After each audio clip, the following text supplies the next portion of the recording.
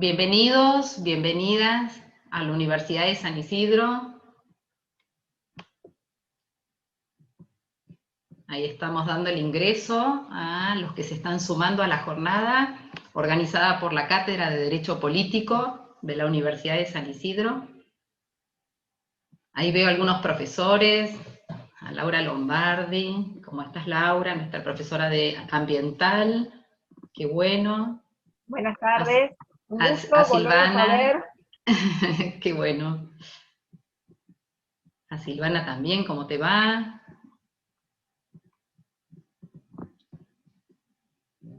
A Mariana Barreiro, nuestra secretaria de Extensión.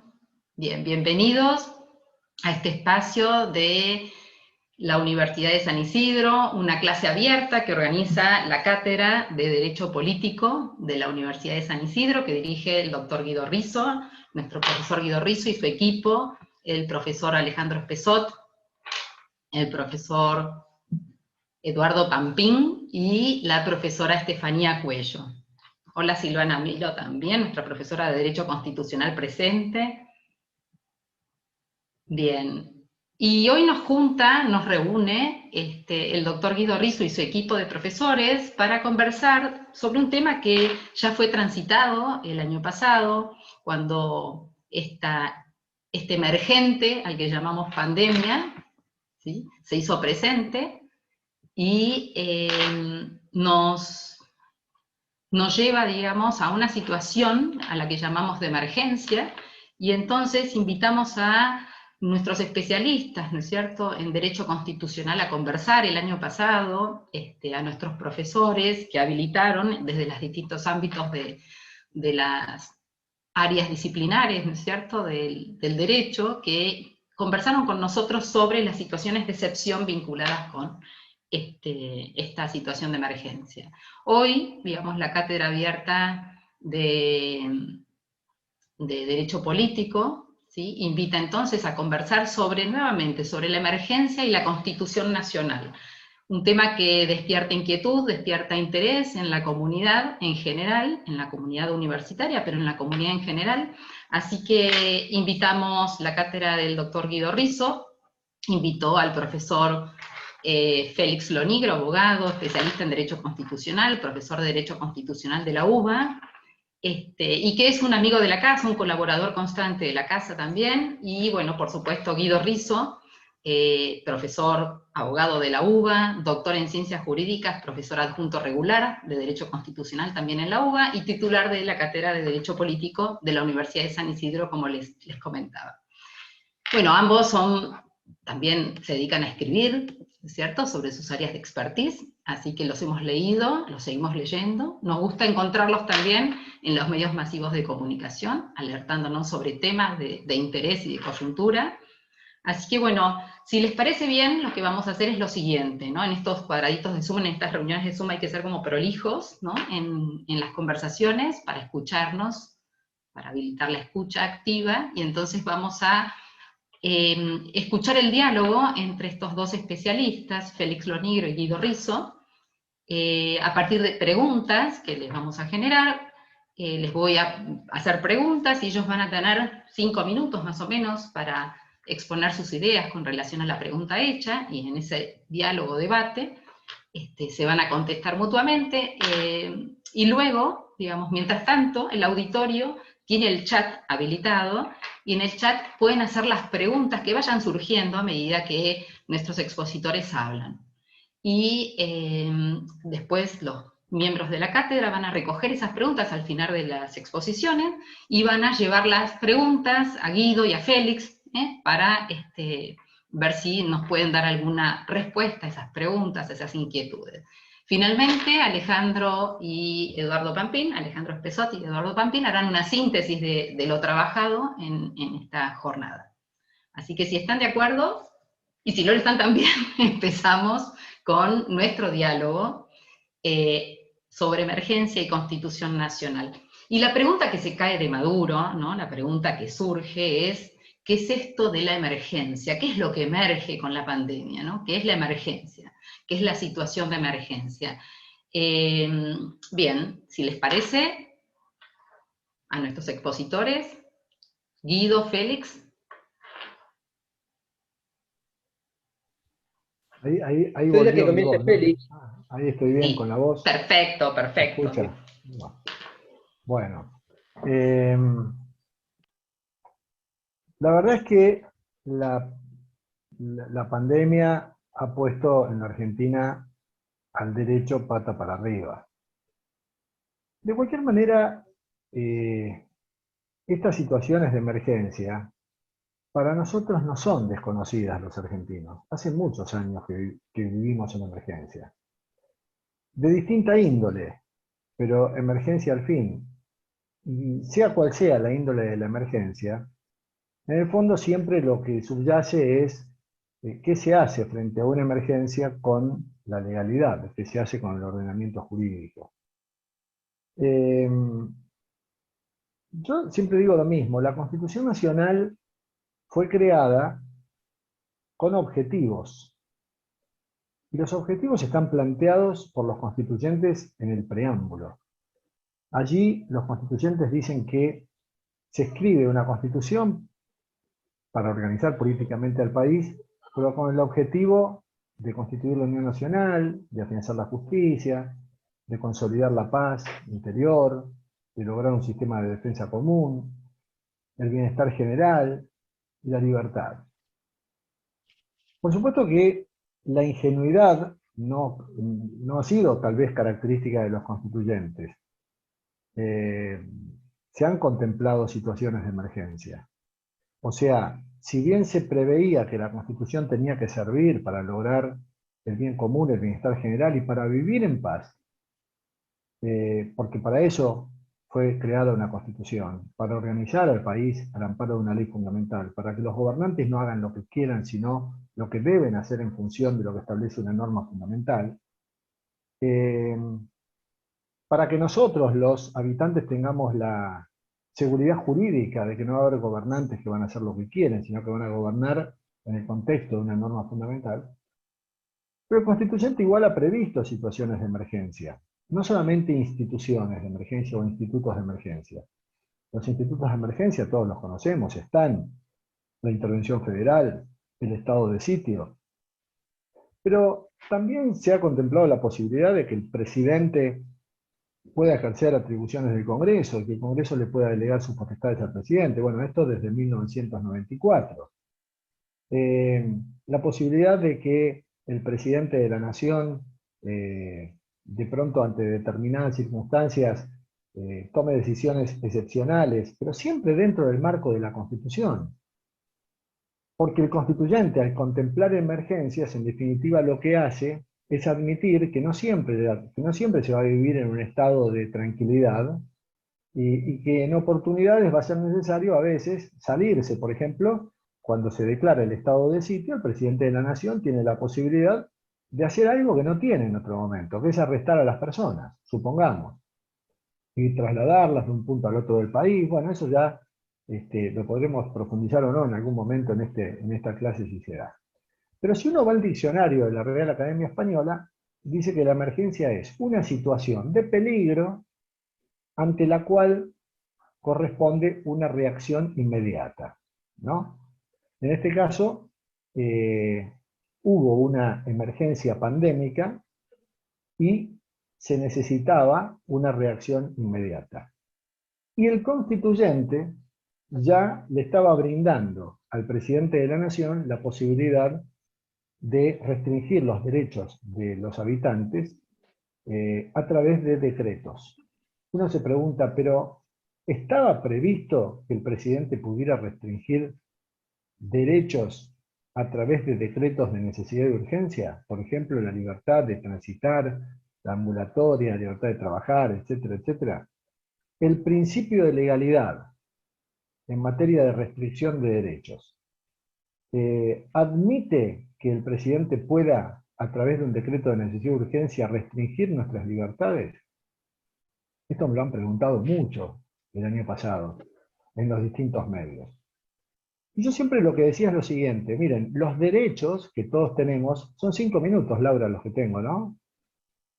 A mí frename, porque si no, Sí, sí, sí, sí. avísame, porque si no, no puedo Queda seguir. un Un minuto minuto. 10. Los derechos pueden ser restringidos, según la Constitución.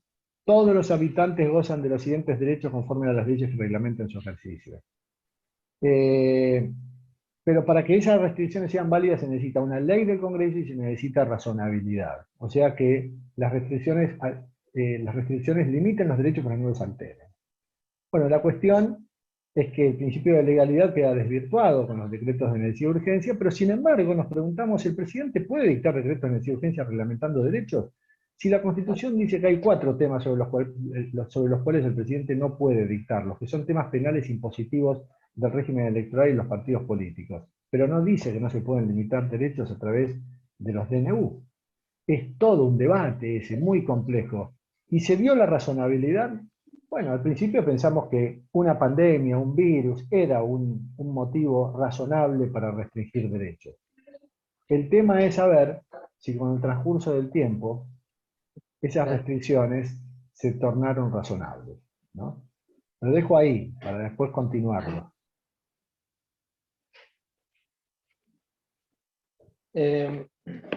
Mis 5 minutos. A mí la impresión que me da es que esta situación de pandemia dejó al descubierto un mal texto constitucional que nosotros tenemos. Expuso una mala reforma de la Constitución como fue la del año 94.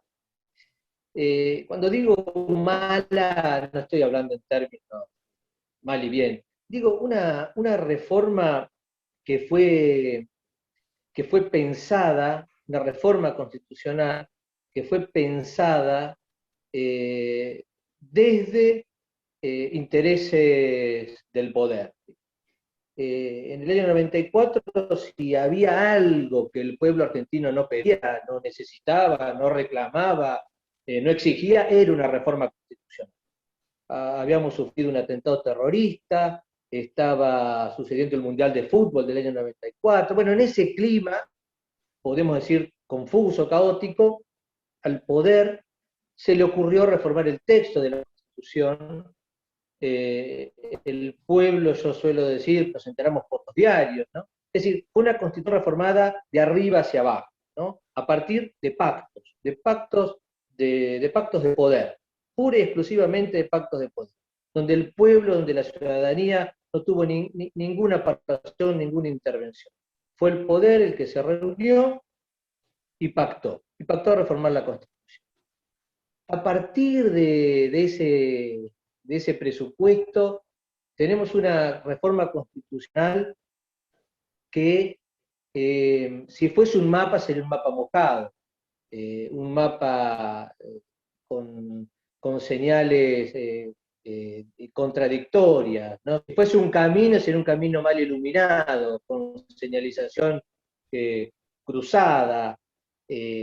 Es un texto autocontradictorio, es un texto que demuestra primero los intereses del poder que se estaban jugando ahí, después demuestra la redacción a las apuradas de artículos fundamentales, de instituciones fundamentales, donde no hubo ningún acuerdo, donde no hubo ningún consenso. Entonces, frente a esos apuros, los constituyentes decidieron, bueno, que lo resuelva el día del legislador común, y delegaron para que la ley ordinaria, es decir, para que la coyuntura política electoral resuelva cómo armar instituciones fundamentales, el Consejo de la Magistratura, el Ministerio de...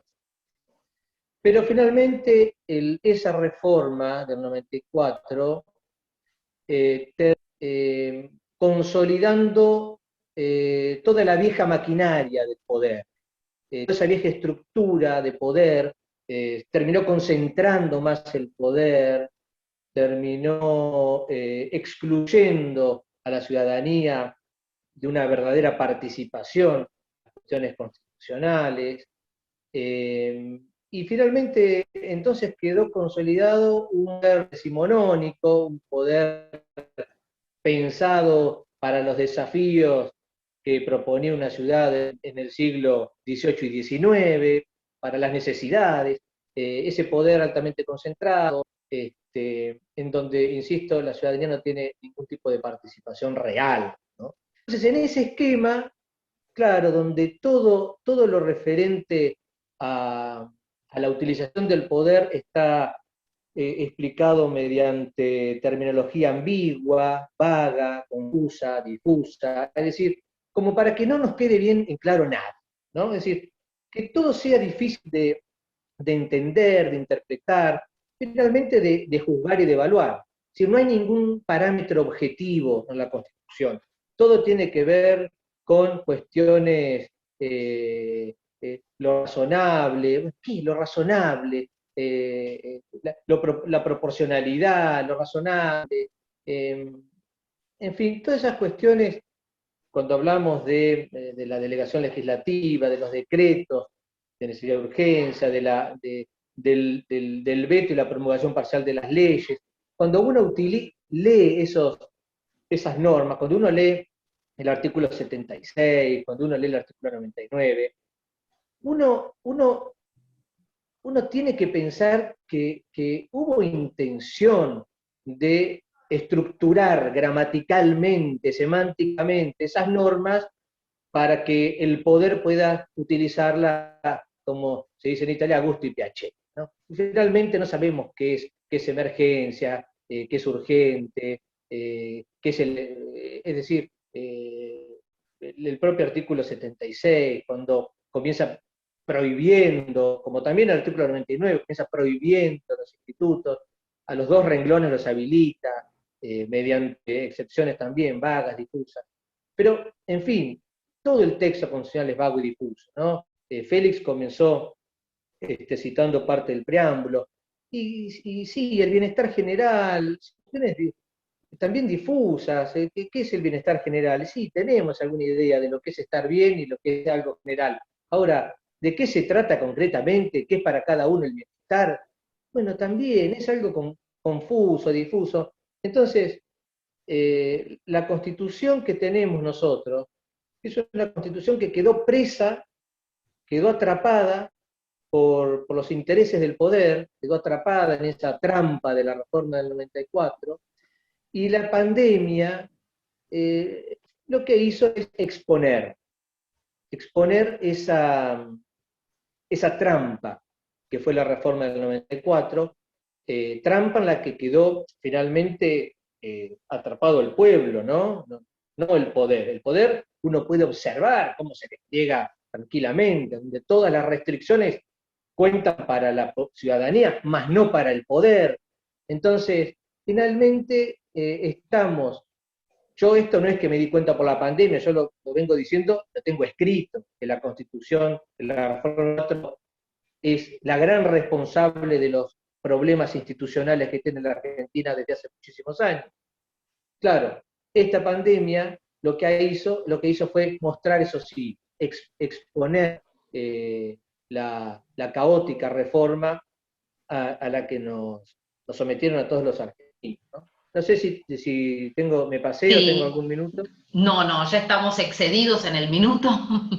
Bueno. Si quieren, esto que dice Guido, me parece que es el pie para la otra pregunta que tenemos, ¿no? Para esta jornada de hoy, que tiene que ver con el poder, digamos, qué mecanismos prevé la Constitución en esa caja de herramientas, ¿no es cierto?, que es la Constitución, para prevenir, para subsanar, para, ¿no?, gestionar la emergencia.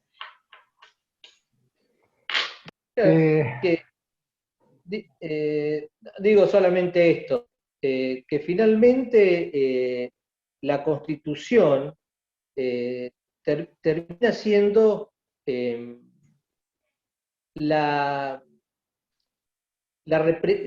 instrumento más importante con el que cuenta el poder, ¿no?, para poder legitimarse a sí mismo. Esto es lo paradójico, ¿no? ¿En el qué sentido?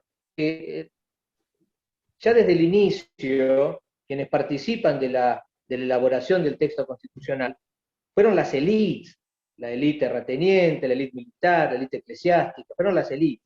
Y esto no ha cambiado, no ha cambiado. desde la primitiva Constitución de 1853 a la trampa de la reforma del 94, siempre tenemos constituciones que nacen de arriba hacia abajo, desde pactos y acuerdos del poder. Yo estoy de acuerdo con Guido en cuanto a digamos, a la conclusión de lo que fue la reforma del año 94, en el sentido de que fue una reforma hecha con un solo objetivo, que fue la reelección de Carlos Menem, y que después, en un pacto, creo que los intereses de los políticos se antepusieron a los intereses generales. Para mí fue una reforma negativa. Pero a la pregunta que hace Laura acerca de cuáles son las herramientas que tienen hoy los gobernantes para hacer frente a la emergencia, nosotros tenemos que entender que la Constitución Nacional, en 1853, la única herramienta que contemplaba en materia de emergencia, el único instituto de emergencia era el estado de sitio. Nosotros ahora hablamos mucho de toque de queda. El toque de queda en realidad no está legislado el toque de queda es la prohibición de circulación por parte de las autoridades a los habitantes en un momento determinado, en un horario determinado. No existe el toque de queda en la Argentina, como pasa por ejemplo en Chile. Lo que existe en la Argentina es la posibilidad de que el gobernante restrinja derechos, entre ellos el derecho a circular. Y lo que el gobierno hace no es un toque de queda, sino restringir el derecho a circular en el marco de una emergencia. El estado de sitio, que es de que mucho se habla también en este momento como una posibilidad que tiene el gobierno de suspender los derechos, porque al fin y al cabo, ¿qué es el estado de sitio? El estado de sitio es un instituto de emergencia en el cual las autoridades suspenden los derechos y las libertades de la gente. ¿En qué casos? Bueno, cuando hay un ataque exterior o cuando hay una conmoción interna, una revuelta interna que pone en peligro la continuidad de las autoridades.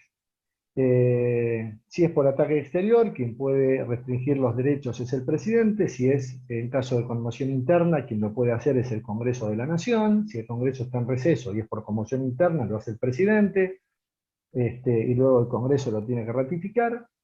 Eso es el estado del sitio. ¿Amerita un virus y una pandemia como esta? No amerita. ¿Corresponde o se puede entender que una pandemia sea un motivo para declarar el estado de sitio? No, a mi juicio. Porque no existe ataque exterior, salvo que consideremos que el virus viene de China y que nos ha atacado, no me parece que sea el contexto en el cual está planteado, y porque no genera el virus, no genera una conmoción interna que ponga en peligro la continuidad de las autoridades. De modo que me parece que no se dan los supuestos para declarar el estado de sitio en la Argentina. Siendo que el presidente de la Nación, o que las autoridades, ¿no?, el Congreso que está funcionando, el presidente de la Nación, pueden proceder a la restricción de los derechos. Y en realidad quien debe hacerlo es el Congreso de la Nación. Lo que pasa es que, como yo decía antes, si el presidente usa un decreto de necesidad de urgencia para restringir derechos, en realidad está haciendo algo que la Constitución le permite hacer, y como decía Guido, es tan ambiguo lo que el constituyente del 94 hizo al decir circunstancias excepcionales, que no se puede esperar al Congreso, y entonces el presidente dijo, ¿y qué otra circunstancia excepcional más grave que esta? Vamos a restringir los derechos de la gente. Si la pregunta es, ¿cuáles son los mecanismos que hoy tienen los gobernantes para hacer frente a una emergencia? En este caso, particularmente a la pandemia, respecto de hacer frente desde tratar de terminar con esta pandemia, es gestionar como corresponde, ¿no? Por ejemplo, si hablamos de testeo, si hablamos de vacunas, estamos hablando de una pésima gestión de este gobierno en esa materia, porque con una de las restricciones más importantes que hubo en el mundo el año pasado, llegamos a esta situación. Evidentemente el gobierno en eso no ha gestionado bien. Pero digo, si es para tratar de reducir los contagios y demás, y se trata de restricción de derechos, las autoridades tienen la facultad de restringir los derechos. Lo pueden hacer sin declarar el estado de sitio. Porque los derechos no son absolutos, son restringibles, son limitables. El tema es que primero haya ley y el gran debate es si un decreto de necesidad de urgencia en este caso la puede reemplazar, y que haya razonabilidad. Para mí había razonabilidad al comienzo.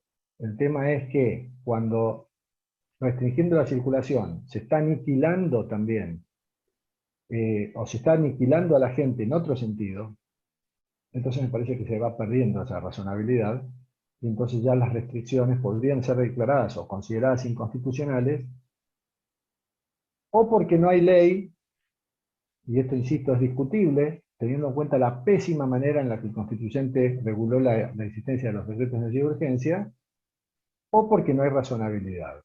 Y el tema de la razonabilidad es subjetivo. Y cada juez podrá decir lo que cree. En este caso, finalmente la Corte Suprema teniendo la última palabra. Esas son las herramientas con las que cuenta el gobierno hoy para hacer frente a una pandemia. La gestión que está a su cargo, y las restricciones de los derechos, siempre y cuando respeten esos dos principios. ¿Los está respetando? Ese es el tema. Guido. A ver, lo que yo podría decir es, ya sabemos que nuestro punto de partida es un punto de partida confuso. La Constitución dice una cosa y dos renglones después dice la contraria. Esa es la Constitución que tenemos los argentinos. Entonces, en ese marco constitucional hay margen para poder aplicar distintas medidas, distintas políticas. La Constitución carece de parámetros objetivos, de parámetros concretos, que puedan ser mesurables, que pueden ser medibles, que pueden ser calculables. La Constitución es el reino de la subjetividad. Entonces, finalmente, todo tiene que ver con la razonabilidad. Y la razonabilidad es la razonabilidad del intérprete, es la razonabilidad del que está interpretando. Y nadie interpreta para perder.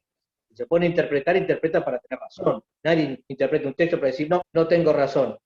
Entonces, la razonabilidad finalmente es una llave maestra para que se pueda hacer finalmente lo que decida la razonabilidad del más fuerte.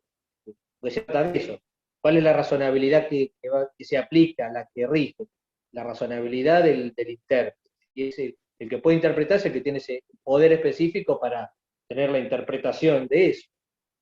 La persona en la calle no puede decirle a la policía, no, yo interpreto que el artículo 28 de la Constitución Nacional no permite que usted me restringe el derecho al punto que me lo desnaturaliza, me lo deja en cero, porque el artículo 28 también es un freno. Sí, los derechos se pueden reglamentar, se pueden restringir, pero esa restricción, una cosa es aniquilar el derecho, fulminar el derecho, y otra cosa es restringir, ¿no? Si yo restringo el derecho a un punto de que el derecho deja de existir, no lo restringo, lo maté, lo aniquilo, ¿no? Es como decir, ese cadáver no tiene la vida restringida. El cadáver es una persona que le quitaron la vida, murió. Bueno, ¿ves? El derecho restringido y el derecho muerto son dos cosas distintas. Entonces, bien, si restringo tengo un límite, que es el artículo 28. Bueno, ¿quién interpreta? Otra vez, el artículo 28, que no desnaturalice el derecho. Finalmente, todo termina siendo la interpretación del más fuerte, la razonabilidad del más fuerte. ¿Y quién es el más fuerte? Y el que tiene el monopolio para interpretar, la fuerza para interpretar, o la fuerza para decir, la razonabilidad que vale es la mía. Entonces, ese clima lo generó nuestra reforma del 94. Nuestra reforma del 94. Reforma que comienza diciendo que los decretos de necesidad de urgencia son nulos, de nulidad absoluta. Y al párrafo 7 dice, bueno, mire, no son ni tan nulos, ni puede dictar decretos en tales circunstancias. Entonces, finalmente, claro, lo que decía Félix, el toque de queda no es un instituto que esté previsto en el texto de la Constitución. Nuestra Constitución Nacional tiene solamente dos enfoques. La Constitución que rige en tiempos de regularidad, de normalidad, y para emergencias el estado de sitio, ¿no? El estado de sitio. no hay una escala, una graduación, como sí tienen otros países, donde hay una alarma, un estado de emergencia, un estado de sitio, de calamidad. Acá no, es bien argentino, es pegar a todo o nada. Así somos los argentinos y así es nuestra Constitución. Todo o nada. Constitución a pleno o estado de sitio. En el medio no hay nada.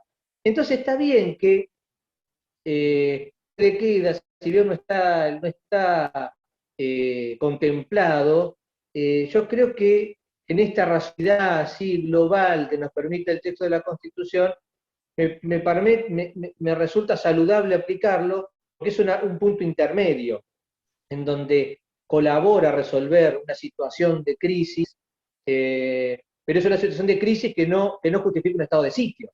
¿Por qué? Porque no está en juego la vigencia de la Constitución y de las autoridades creadas por la Constitución. Entonces, como nuestra Constitución es tan mala que no nos da herramientas, ¿no? Nos da un martillo para cualquier cosa. Entonces, hay que usarla de esta manera. Entonces, en ese sentido, yo creo que el toque de queda tendría cierta razonabilidad dentro del pésimo sistema constitucional que nosotros tenemos. Ahora, bueno, claro, hay que ver esa restricción. Yo creo que no fulmina el derecho porque en este caso uno puede circular con horarios en determinados lugares, o cercanías, en fin, pero no es que hay una detención domiciliaria de la gente, ¿no? Que estamos con una especie de tobillera, sino que hay una circulación. Que me parece, como decía, que es una salida con la razonabilidad que ofrece este texto constitucional, que es un texto constitucional que apuesta a todo o nada, digamos, al estado de sitio o a la normalidad absoluta y plena. Entonces, claro, como dije al principio, una situación de crisis, como efectivamente estamos viviendo en la Argentina, expone lo bueno y lo malo, digamos, de todo el diseño burocrático del Estado, de los textos legales, y la Constitución quedó expuesta. Quedaron expuestos los reformadores del 94, que fueron los responsables de todo lo malo que ha sucedido en términos institucionales al día de hoy, y que yo creo que le han quitado al Estado las herramientas que el Estado hoy debería tener para poder gestionar la pandemia. Ha sido tan mala la reforma del 94, tan mediocre, que no ofrecieron herramientas de gestión para crisis. No ofrecieron nada. Como dije, el estado de sitio o nada. Entonces, claro, el Estado hoy se encuentra con una verdadera situación de crisis, con una situación difícil y con herramientas constitucionales prehistóricas, muy mal pensadas, mal diseñadas. Entonces, claro, hay que hacer uso de esa interpretación para poder extraer de esos 129 artículos algo que más o menos nos permita gestionar la crisis dentro del sistema constitucional.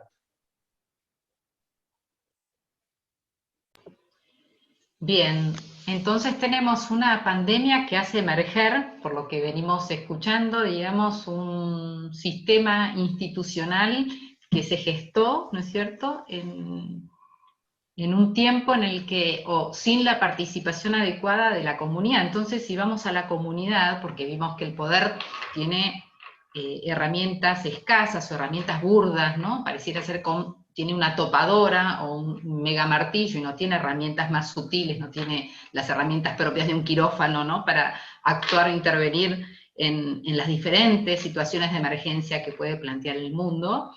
¿Qué herramientas tiene la comunidad, ¿no? Desde esta Constitución, con esta deformidad que han manifestado Félix y Guido, digamos, ¿no? Frente a esta subjetividad tan importante que pone de manifiesto esta razonabilidad del intérprete, ¿no? de la situación de emergencia. ¿Qué herramientas tenemos los ciudadanos frente a esta desmesura, ¿no es cierto?, de la topadora o esa herramienta tan burda que dispone el poder para gestionar la emergencia? A ver, yo por ahí diría que más que, por ahí en esto disiento con Guido, en cuanto a que la reforma del 94 le ha quitado a las autoridades actualmente margen de maniobra para conducirse en una emergencia como esta.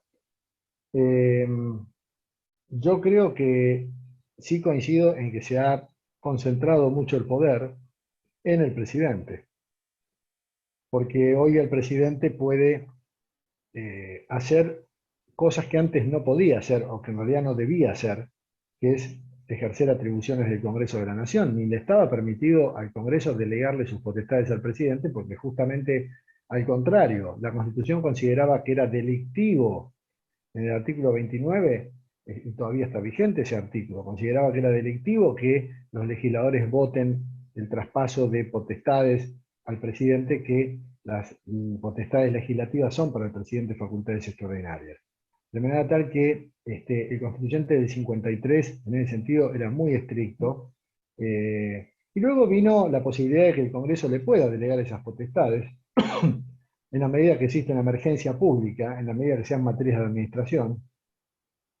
Eso le ha facilitado. Por ejemplo, ahora le puede facilitar al presidente con esta llamada ley de superpoderes. ¿Los superpoderes qué son? Son justamente facultades extraordinarias.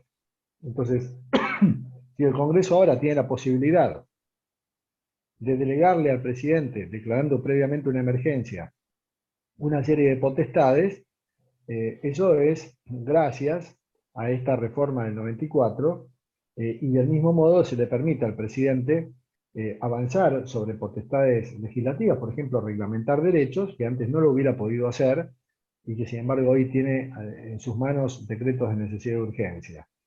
Yo lo que digo es esto, que lo que acabo de decir, que alguien podría decir, bueno, pero entonces quiere decir que ahora, gracias a esa reforma, el presidente tiene potestades para maniobrar la emergencia. Bueno, sin embargo, perdón, sin embargo, eh, para mí eso es nefasto, porque los decretos de necesidad de urgencia y las emergencias se han utilizado, bueno, y para colmo no tengo agua cerca, no tengo agua, así que ese día voy a hacer la pausa y voy a buscar agua. Alcanzaríamos, pero viste, en la virtualidad es difícil No, esto, no, alcanzarte no, el vaso de no, agua. no, no es posible. Pero bueno, yo lo que creo es que no puede ser posible que una emergencia y una pandemia hagan que no se cumpla con la Constitución Nacional. Y si la Constitución no brinda alternativas para situaciones como estas, entonces habrá que pensar, cuando se haga una reforma, en que las autoridades tengan potestades como estas, pero en emergencias como estas. Porque, a ver, estas son emergencias reales. Las anteriores, los 500 y pico decretos de necesidad de urgencia de Menem, los miles de decretos de necesidad de urgencia que se dictaron hasta ahora, fueron decretos sin pandemia. La Argentina siempre está en emergencia.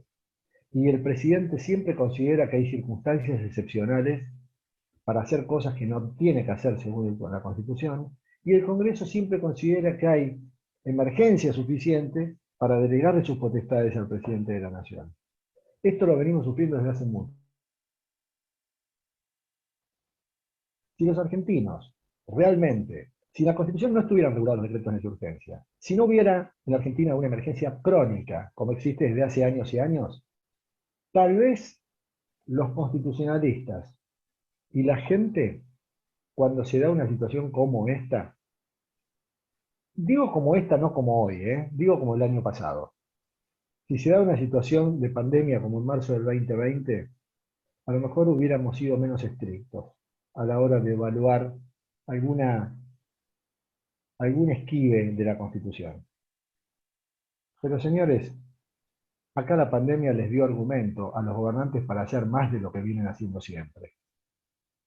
Pero ahora diciendo, miren que ahora hay una pandemia, y antes no. Claro, antes no había pandemia. Antes todo lo que se hizo entonces fue apelar a estos instrumentos que la Constitución lamentablemente ha admitido, hasta para trasladar feriados. Hasta para trasladar feriados. Entonces, Es el cuento del lobo. Nos han dicho que hay emergencia y que por eso se hace esto y que por eso se hace lo otro, que no debe ser, y ahora hay una emergencia en serio. Y ya decimos, bueno, basta. Los ciudadanos, ¿qué podemos hacer frente a esto? Lo mismo que podemos hacer en cualquier otro momento. A ver, alternativas para la gente en situaciones en las que cree que ya se están violando sus derechos de una manera arbitraria. La primera, ejercer el derecho de peticionar a las autoridades. La segunda, ejercer el derecho a expresarse libremente. Peticionar, expresarse, movilizaciones o no, lo que se quiera hacer. Y el acceso a la justicia. La posibilidad de acceder a la justicia para que sean los jueces, en definitiva, los que decidan si una norma dictada por el Ejecutivo o una norma dictada por el Congreso es arbitraria y violenta arbitrariamente sus potestades. El derecho de peticionar, la libertad de expresarse y el acceso irrestricto a la justicia. Antes fueron siempre los mecanismos que los ciudadanos tuvimos a nuestro alcance. Ahora siguen siendo los mismos. Alguna vez escuché decir en estos tiempos, vamos por el derecho de resistencia a la opresión. Uf, da para, Laura, da para otra charla de estas, entera, el derecho de resistencia a la opresión. Ahí me pongo un poco más restrictivo, porque vivimos en un Estado de Derecho. Yo creo que en un Estado de Derecho, reglamentar o legalizar el derecho de resistencia a la opresión, como en realidad está previsto en la Constitución del 94, ¿no? El derecho de resistencia a la opresión es muy peligroso, porque justamente nosotros en democracia, porque no tenemos la posibilidad de autogobernarnos, le damos el poder a algunos de nuestros representantes para que dicten normas, restringiendo nuestros derechos razonablemente para una sana convivencia, y si yo legalizo el derecho de resistencia a la opresión, digo, pero ¿cómo? Entonces, le doy el poder, pero si vos haces algo que no me gusta, me opongo. Entonces creo que el derecho de resistencia a la opresión, que en el artículo 36 está previsto dentro de lo que es la contextualización de un golpe de Estado, creo que el derecho de resistencia a la opresión en el marco de un Estado de Derecho tiene que ser interpretado muy restrictivamente solo cuando las autoridades constitucionalmente elegidas se exceden muy alevosamente de sus potestades constitucionales. Pero yo creo que esas son las vías que los ciudadanos comunes tienen para... Me animo a sacarlo del derecho de resistencia en este momento y a dejar las otras que había dicho antes. No hay otra alternativa. Bien, Guido. Creo que sería dos cosas. La primera es que la Argentina tuvo el año pasado dos grandes problemas: la pandemia y las herramientas institucionales para poder afrontar, que como dije al principio son herramientas pensadas para otra época, para otra sociedad, para otro siglo, digamos. Tenemos un muy mal diseño del Estado. El Estado argentino es un Estado que está muy mal diseñado, es un Estado que tiene déficit en cuanto a su organización burocrática, el sistema de separación de poderes me parece que es un tema que ya no tiene que ver con los desafíos que propone el siglo XXI. Creo que ese viejo sistema de poderes separados, bueno, ya no funciona para las sociedades actuales, de modo que lo que hay que pensar es una nueva organización institucional diferente, con otro sistema de división de poderes, donde haya intervención ciudadana, donde haya una participación ciudadana en la gobernabilidad, pero una participación real. Y por otro lado, asumir que efectivamente, sobre todo el año pasado, hubo mucha tensión constitucional, muchas de las decisiones que se tomaron pusieron en crisis disposiciones de la Constitución. Creo que es una lección que tenemos que aprender a reformar el texto de la Constitución para darnos cuenta que la Constitución finalmente tiene que ver, por supuesto, con los derechos, con las libertades, o fundamentalmente con el poder, porque la Constitución no puede garantizar lo que ella misma proclama si no diseña el poder de otra manera.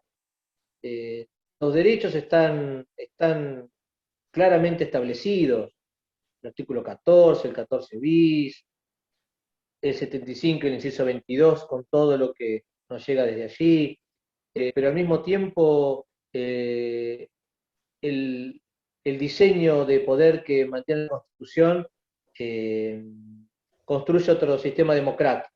Entonces, como que la Constitución le ofrece a la Argentina dos democracias en tensión.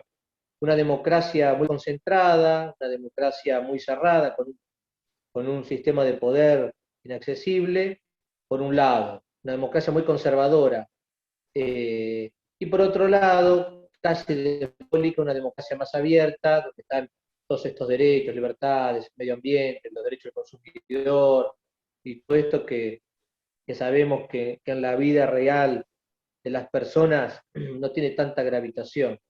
¿Pero por qué? Porque finalmente la botonera del poder quedó resguardada y de manera accesible para la sociedad. De modo que la sociedad frente a estas crisis, ¿qué es lo que sucede? En términos institucionales, no es demasiado lo que se puede hacer, porque el sistema no responde. Cuando la ciudadanía reclama y el sistema no da respuesta, se empiezan a acumular todas esas demandas sin resolver, el sistema pierde capacidad de gestionar, no puede gestionar esa complejidad y termina resquebrajándose. Y sucede lo que estamos viendo, ¿no? Lo que estamos viendo desde antes de la pandemia, con los chalecos amarillos en Francia, con lo que estábamos viendo en Ecuador, en Colombia, en Chile. Es decir, una ciudadanía que empieza a estar por encima de los sistemas institucionales, porque esos viejos sistemas institucionales no pueden gestionar la complejidad, las demandas, los reclamos que le propone la ciudadanía. Entonces se genera un cuello de botella, una acumulación de demandas insatisfechas, y como cualquier sistema que acumula cosas, no hay una capacidad ilimitada de acumulación. O sea, hay un punto de quiebre en donde esa falta de respuesta hace que se quiebre y que la energía del reclamo salga del sistema, que es lo que estamos viendo en la región. Entonces, lo mejor que podríamos hacer nosotros, que estamos viendo un poco la película con anticipación, es entender esto primero, entender, cuando el sistema no puede gestionar la complejidad, las democracias tienen un efecto paradójico. Las propias democracias que no gestionan complejidad son las mismas democracias que generan condiciones para que florezcan factores antidemocráticos. Esto hay que entenderlo. La democracia puede generar condiciones para una construcción de sentido antidemocrático. Entonces, eso hay que tenerlo en cuenta y entender y respetar aún más la democracia, los valores de la democracia, y para eso darnos cuenta que este sistema nos quedó chico. Ya nos quedó chico en el 94, nació chico, digamos, nació mal, pero bueno, lo aceptamos al principio como el nene que el papá le compra el buzo y el nene se lo pone, no lo elige. Llega un punto en donde el nene crece y ya se quiere poner el buzo que le gusta a él, ¿no? El que le compró su papá hace 30 años. Me parece que eso es lo primero que tenemos que entender. el Estado argentino, con este diseño constitucional, está en una encrucijada. Yo creo que la primera decisión como ciudadanía que tenemos que tomar, ¿qué puede hacer la ciudadanía? ¿Qué es lo que puede hacer? Yo creo que lo que tiene que hacer la ciudadanía es exigir una reforma constitucional, pedir una reforma constitucional, para que la reforma nazca de arriba hacia abajo.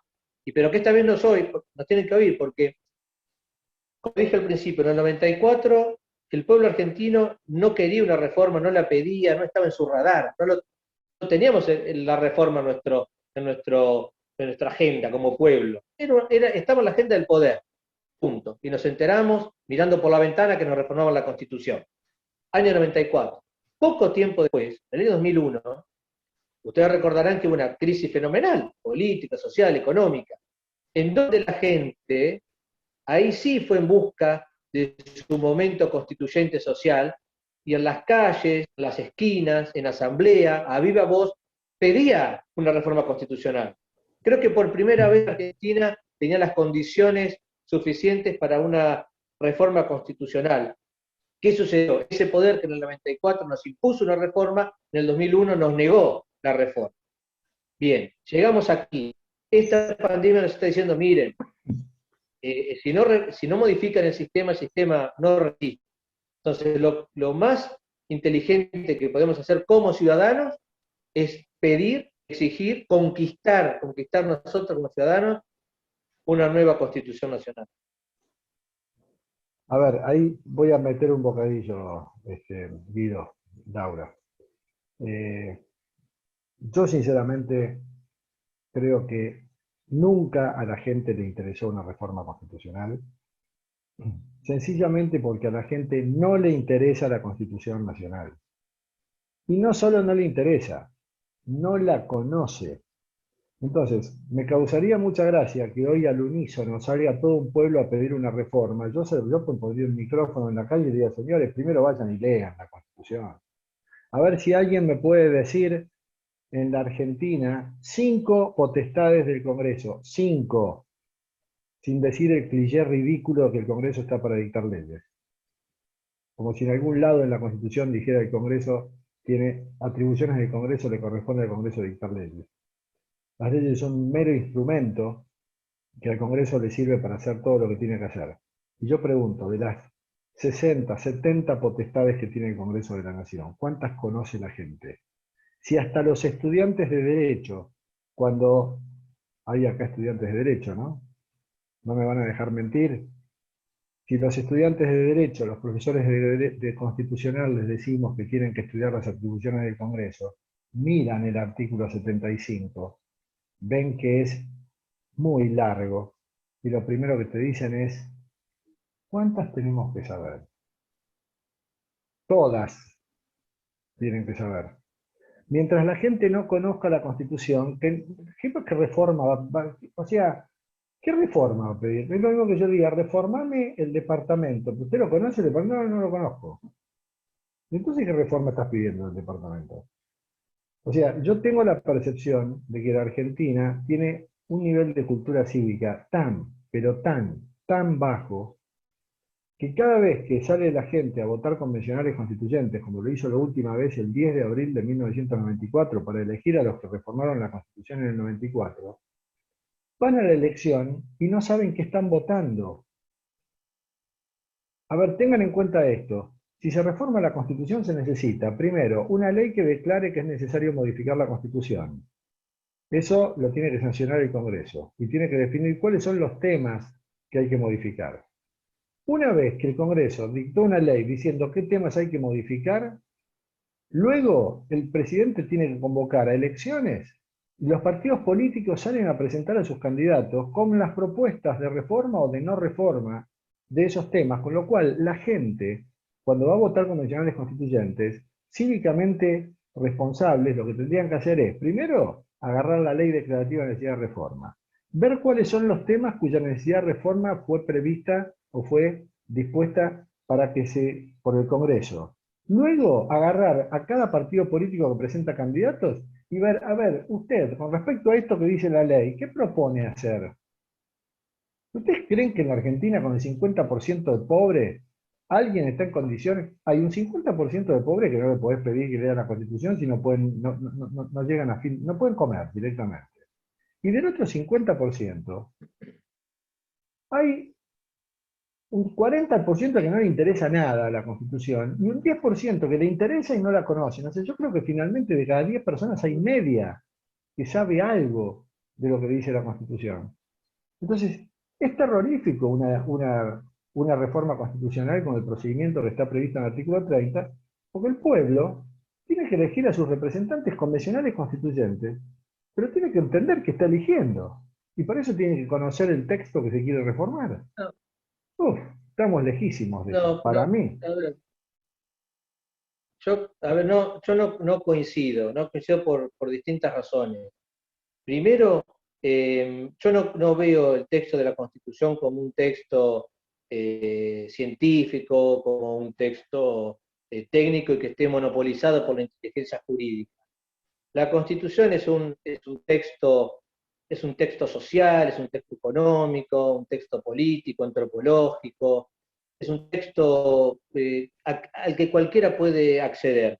Me parece que la inteligencia jurídica ha monopolizado la interpretación constitucional de una manera autoritaria, de una manera, bueno, propia de toda de la ilustración a esta parte. El texto constitucional es un texto abierto, un texto multidisciplinario, al que pueden acceder desde un niño en la primaria hasta un señor ya bien mayor que está como en esa etapa de la vida en que le interesan cosas muy, muy específicas. De modo que en ese sentido, pedir una reforma constitucional no es pedir la reforma del artículo tal o el texto del artículo tal. Pedir una reforma constitucional significa pedir una reforma en nuestro sistema de convivencia, en nuestra manera de enfrentarnos a la vida, a las instituciones, a los demás. Pedir una reforma constitucional es de repente exigir que todos podamos acceder a determinadas situaciones, a determinados derechos, mediante otros mecanismos, sin burocracias, sin tecnicidad. De modo que no hay que leer el texto ni entender la ley. Una reforma constitucional es eso, es pedir una reforma en el modelo de vincularnos en términos institucionales. Eso en primer lugar, ¿no? Creo que todos sabemos que a ver, miren qué contradicción.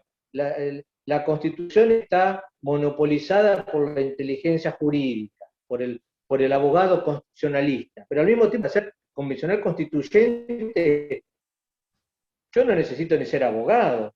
Yo para ser convencional constituyente, es más, no necesito tener una formación específica. Nada, o sea, hice el colegio y ahora soy constituyente. Yo una vez tuve de estudiante a una persona que siempre iba a la facultad de jogging, zapatillas, y raro, porque la facultad de Derecho en general van como más vestidos de abogados y demás. Entonces, una vez me dijo él solo, yo nunca le dije nada, pero me dijo, no, yo vengo así, profesor, porque soy profesor de educación física. Entonces, como soy profe de educación física, vengo de dar clases, vengo acá a la facultad. Ah, qué bien, bueno. Cuando terminó la materia me dijo, le cuento una cosa, yo fui convencional constituyente el año 94. Digo, no, ¿qué? Sí, fui convencional constituyente el año 94. Y me contó anécdotas y demás. Entonces, ¿qué quiere decir? Para ser convencional constituyente no hace falta tener ningún conocimiento especial, ninguna inteligencia superior, nada. Hace falta ser una persona, un ciudadano que tenga ganas de proponer algo y convencer a los demás. Entonces, en ese sentido, hablo de la reforma constitucional. Este texto, estos 129 artículos, son 129 obstáculos que tenemos para conseguir un Estado moderno, una ciudadanía que participe verdaderamente en la gobernabilidad, ni hablar con los avances de la inteligencia artificial, de la computación cognitiva, de todas esas cuestiones que empiezan a mostrar estas burocracias casi como cuestiones ridículas a veces, ¿no? Entonces, en ese sentido yo hablo de la reforma del sistema constitucional, en donde yo lo escribí en algún momento, en donde los sistemas de toma de decisiones van a ser, no digo que se va a reemplazar la gestión humana, pero los sistemas de inteligencia artificial van a tener una intervención muy importante en la administración pública, en la administración de justicia, en la organización política. No se va a prescindir de la intervención humana, pero se va a requerir en otro sentido la intervención humana. Bueno, entonces todo esto creo que es momento de pensarlo. La pandemia nos, no digo a algunos que ya lo venimos diciendo, pero a muchos les abrió los ojos. La pandemia puso en evidencia que la Constitución no ofrece buenas herramientas, buenos instrumentos. Entonces, ¿qué sucede? Deja expuesto al poder. El presidente de la Nación tuvo que salir a legislar por DNU, porque finalmente la situación requería de esa inmediatez. Ahora, luego de esa situación, se envió una ley marco, ¿no?, para que el Congreso finalmente establezca por ley la delegación y diseñe el sistema dentro del cual gestionar la pandemia. Bueno, dijémonos que todavía está allí, estamos padeciendo las consecuencias de la pandemia que se agrava y demás, y esa ley marco está allí, debatiéndose, discutiéndose. Entonces, mientras tanto, ¿qué tiene que hacer por ejemplo, el Poder Ejecutivo? No hacer nada y esperar a que se dicte finalmente esa delegación o esa ley marco, y mientras tanto esperar porque el sistema institucional así lo dispone, o en el mientras tanto dictar otro decreto. Bueno, todo eso nos tiene que hacer repensar el diseño. Es un diseño muy primitivo, estamos discutiendo instrumentos que vienen desde hace 150 años, más o menos, los pulieron un poquito, es decir, a la carreta la pintaron y le pusieron 4 gomas y piensa que es un coche moderno, y sigue siendo una carreta. Entonces, finalmente vamos a tener que asumir esto, asumirlo, y pensar en dejar la carreta y pasarnos verdaderamente a un auto ya que nos permita manejar al vértigo del siglo XXI, y con la complejidad que eso ven.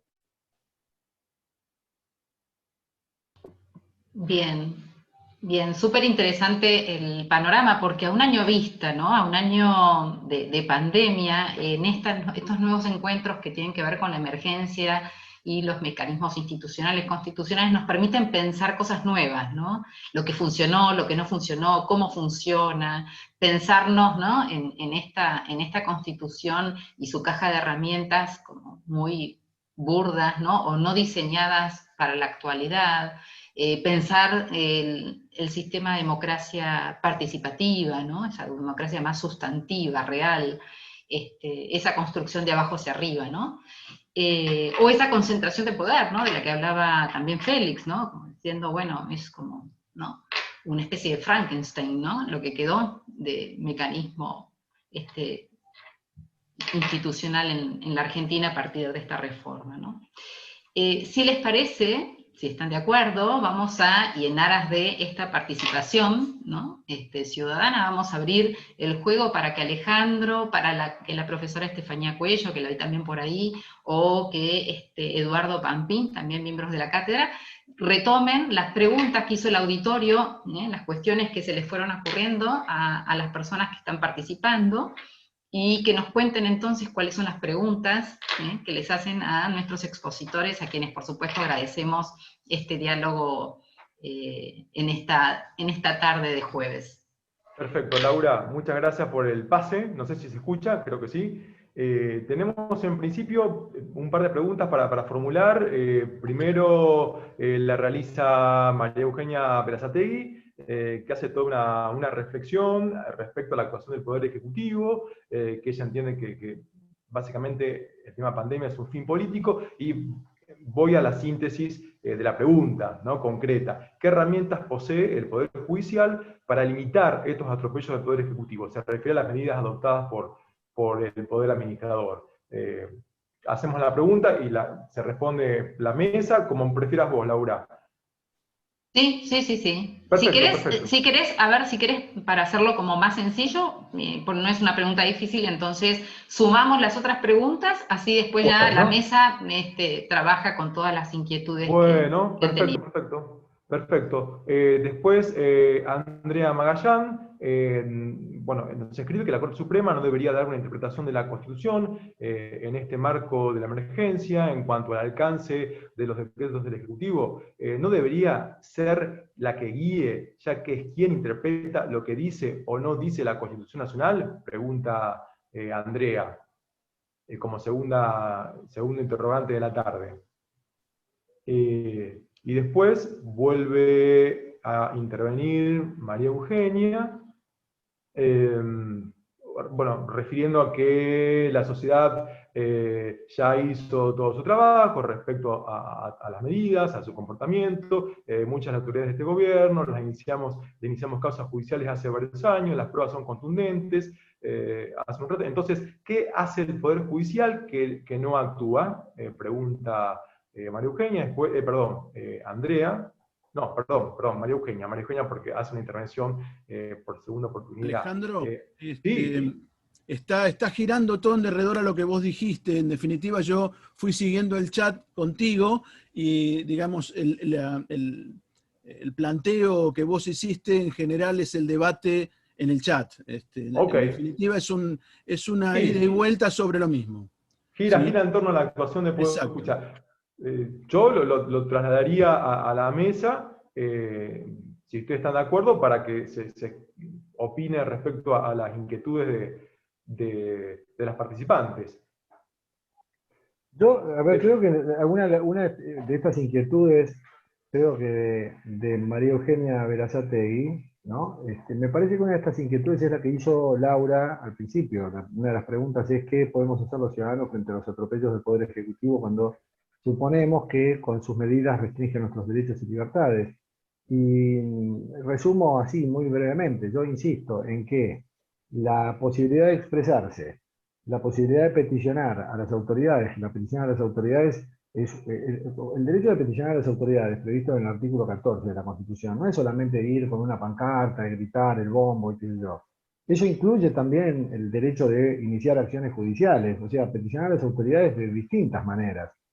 Y justamente y específicamente el acceso a la justicia en ejercicio de ese derecho de peticionar, porque después también, lo estoy leyendo, que la misma María Eugenia dice, y la Corte no debería ser también Andrea Magallán, la Corte no debería ser, en este marco, no debe ser la que guíe, y bueno, justamente, nosotros para que la Corte pueda guiar, lo que tenemos que hacer es hacer planteos, porque los jueces de la Corte no se levantan una mañana y dicen, bueno, a ver, hoy me parece que voy a declarar la inconstitucionalidad de este decreto. No, alguien lo tiene que plantear, alguien lo tiene que pedir, alguien tiene que acreditar un daño, y bueno, en este caso la Corte ha tenido la posibilidad de pronunciarse en el fallo último del 4 de mayo, no en el sentido de la inconstitucionalidad de un decreto porque viola el derecho de educarse, sino en este caso porque ese decreto violentaba, según la Corte, la autonomía de las provincias y de la Ciudad de Buenos Aires,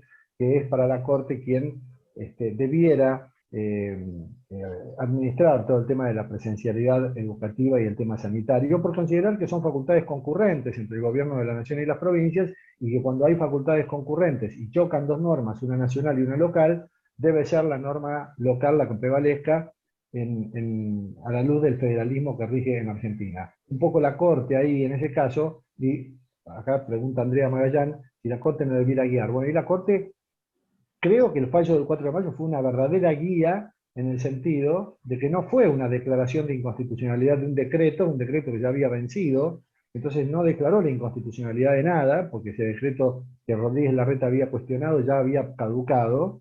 Entonces dijo, bueno, no importa, caducó, pero me voy a pronunciar. Guido sabe perfectamente, por haber estado en la Corte, que cuando la Corte quiere pronunciarse, se pronuncia, que cuando la Corte quiere tirar la pelota afuera, dice, no, la cuestión es abstracta y no digo nada. Bueno, acá la Corte quería echar luz sobre esto, y lo hizo. Un poco atendiendo al reclamo de Andrea Magallán de que la Corte no debería ser una guía. Bueno, ese fue un ejemplo de que la Corte fue una guía. Después estará el que dice, sí, pero esa guía es mala, la guía es buena, bueno, no importa. La Corte dio su opinión allí y dejó un antecedente para esto. Y lo mismo lo puede hacer en otros temas. O sea, en definitiva, el Poder Judicial, en un Estado de Derecho, es el que debe, por lo menos en el sistema de control de la constitucionalidad de las normas que tenemos nosotros, que es judicial, es el que debe decidir cuándo una cosa es constitucional y cuándo una cosa es inconstitucional. Entonces me parece que por ahí pasa, en el fondo, el reclamo de la sociedad. Ahí asociado a tu intervención, Félix, te traslado la pregunta que nos hace Darío, que está vinculado al tema del federalismo, que va a hablar recién del fallo de la Corte. Dice, la Constitución, en la última, ¿no? Al ser un pacto político, ¿las demás provincias podrían prescindir de ese pacto? Pregunta Darío. ¿La pregunta es para mí? A todos. A todos. No, Bueno. la vinculé a vos porque interveniste. Está bien, está bien. Bueno, voy a ser breve porque tal vez Guido quiera decir algo al respecto. Dice, si al ser un pacto político, las demás provincias podrían prescindir de ese pacto. A ver, la Constitución Nacional es producto de las provincias. Dice, no los representantes por voluntad y elección de las provincias que la componen. O sea, los representantes que escribieron la Constitución en 1853 estaban elegidos por las provincias. Las 14 provincias que había en 1853 se juntaron. Bueno, eran 13 y después se sumó Buenos Aires. Se juntaron en 1853 para crear una constitución, crear a través de la constitución 3 órganos de gobierno y sacarse de encima potestades para delegarlas al gobierno de la nación. O sea que ese pacto es en realidad obra de las provincias. Y las provincias lo que reclaman, en todo caso, es, señores, esta potestad es nuestra, no se la delegamos al gobierno de la nación. En cambio, la potestad de regular, de reglamentar o de restringir la libertad de ambular, eso sí lo delegamos al gobierno de la nación. Déjenme hacer lo que me corresponde y que el gobierno de la nación haga lo suyo. Eso es el funcionamiento del sistema de coordinación de potestades entre el gobierno de la nación y las provincias. La pregunta es, ¿la gente esto lo sabe? Yo lo que podría decir es, por supuesto, siempre el reclamo ante la vía judicial, ¿no? Presentar la protesta, el reclamo, lo que uno haya sufrido, el derecho restringido, ante un juez. Nuestro sistema es un sistema difuso, de modo que cualquier juez tiene la competencia para poder ponderar sobre la constitucionalidad e inconstitucionalidad de una ley, de una norma, de una decisión, de lo que fuese, ¿no? Y por otro lado, entender que lo que dije en algún momento, ¿no? La restricción a los derechos, tiene un límite, hay un límite, no es lo mismo restringir un derecho que fulminar un derecho. Cuando uno habla de restricción, está hablando de limitar el ejercicio del derecho, limitarlo en algún sentido, pero no impedirlo totalmente. Esa es la diferencia entre restricción y limitación, ¿no? En un Estado de Derecho, esas diferencias las dirime el Poder Judicial, digamos, el Poder Judicial. Pero, como les decía al principio, ¿no? En situaciones de crisis, en situaciones donde todo está tenso, donde el propio texto de la Constitución comienza a crujir, donde hay urgencias, donde hay necesidades, donde hay pocas y malas herramientas, donde todos los criterios para interpretar son vagos, subjetivos, ambiguos, no hay nada concreto y objetivo para medir, sopesar, evaluar. Entonces se genera un clima, un contexto difícil, y es el contexto en el que nos hemos ido moviendo. Fíjense que, por ejemplo, en España, para citar un país cercano, además, en España se fue regulando gradualmente, ¿no? A través del estado de alarma, es decir, poco a poco, viendo hasta dónde hay que avanzar, hasta dónde se puede, hasta dónde no. Claro, aquí no contamos con eso, aquí tenemos el estado de sitio o nada. Esa es el texto constitucional no ofrece herramientas intermedias.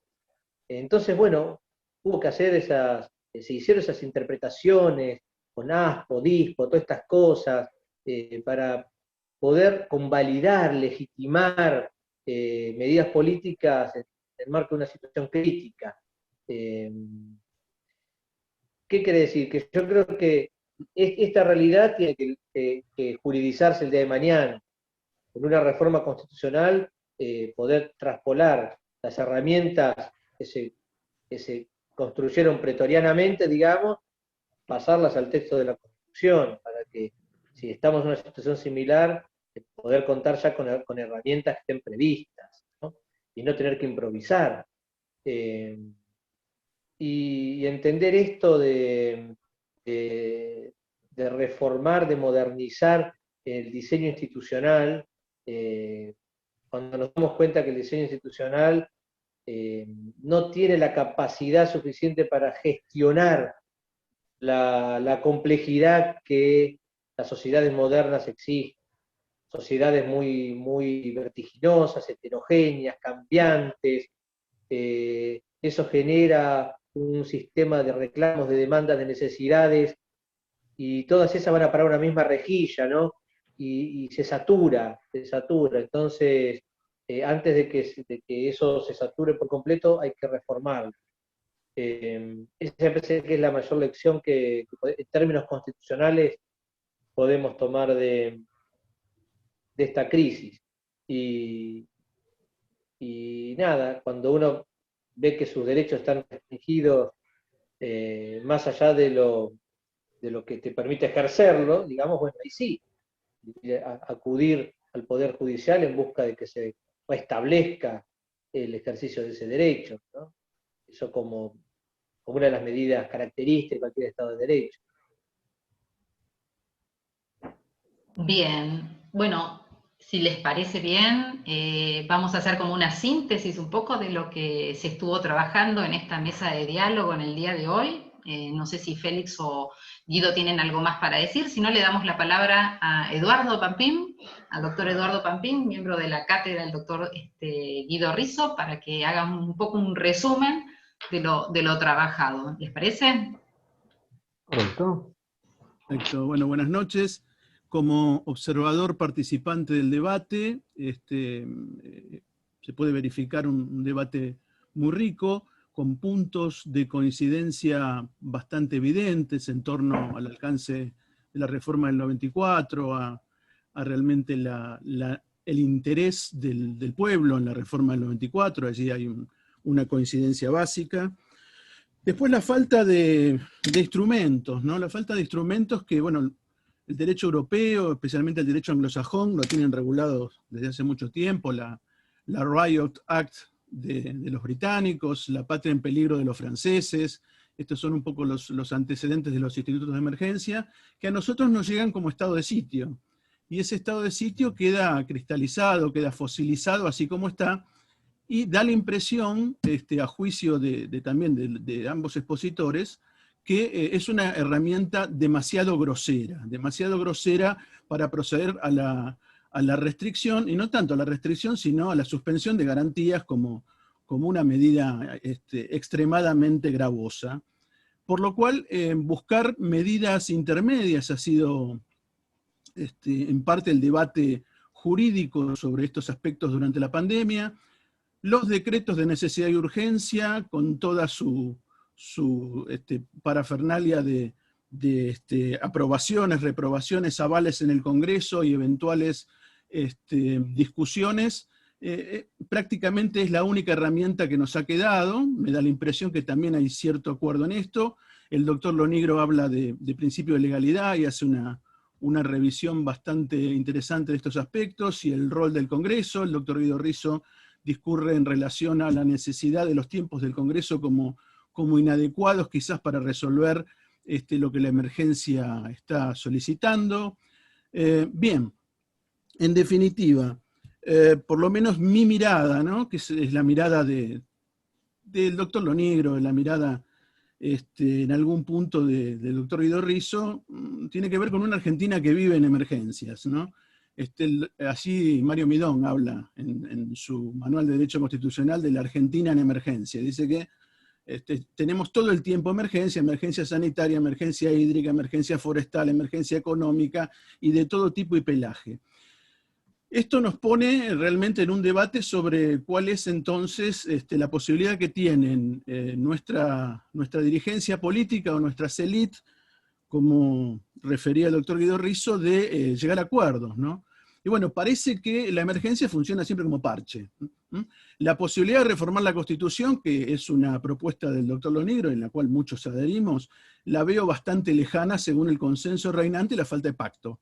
Una Constitución necesita el Pacto de Olivos, el Pacto Fundacional, el Pacto de las 13, 14 provincias, el Pacto preexistente. Si no hay pacto, sabemos, no hay reforma. Por ahora, pacto a la vista con el nivel de discusión política que tenemos, lo veo hoy lejanísimo. Con lo cual nos vamos a tener que mover con las medidas que quedan. Una ley del Congreso que se está debatiendo en relación a esto para futuras situaciones, porque la próxima reforma puede suceder en 20, 30 años. No veo, por lo menos, una mirada pesimista de mi parte, ¿no? Pero con este nivel de fractura en los debates de discusión política, lo veo muy, muy lejano. Otra cuestión que me gustaría dejar marcada es el hiperpresidencialismo como un gran problema en Argentina. No es novedoso, que por ahí no se mencionó livianamente, pero es realmente muy importante este presidente elefante, este presidente hipertrofiado de funciones, que el 94, como remarcaba el doctor Guido Risso, traía a colación permanentemente una afirmación que luego se niega a sí mismo. O sea, esa técnica legislativa espantosa que tuvo reforma en el 94, que por un lado concede y por el otro lado prohíbe, en el mismo acto, ¿no?